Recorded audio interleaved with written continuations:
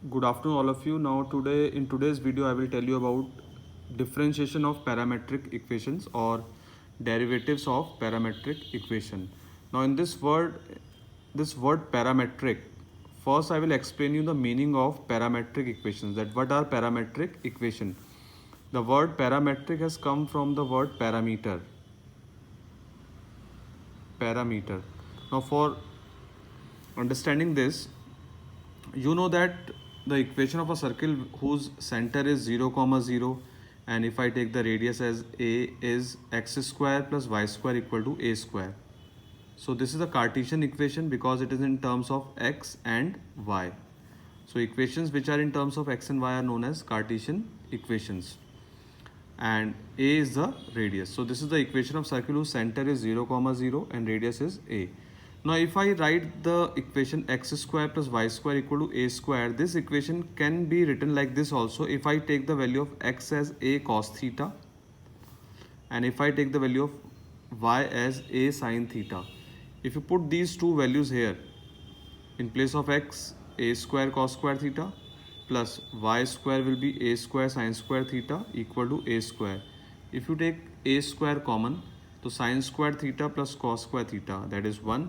So a square equal to a square. That means these two equations, x equal to a cos theta and y equal to a sin theta, both these equations are satisfying our equation number 1.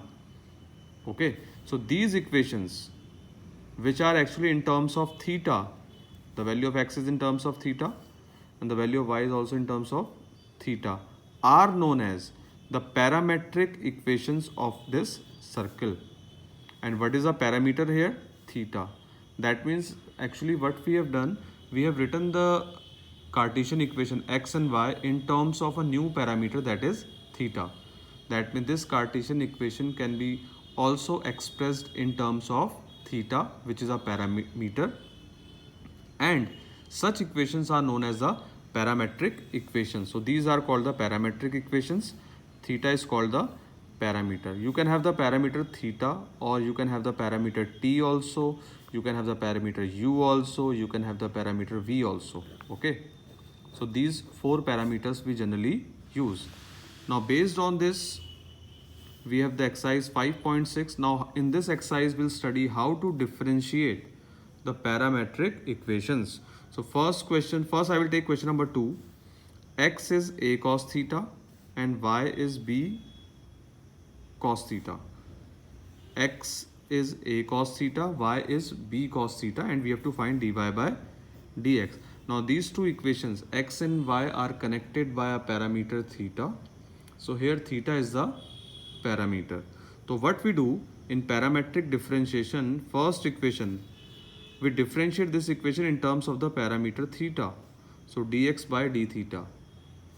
A as it is, differentiation of cos theta is minus sin theta.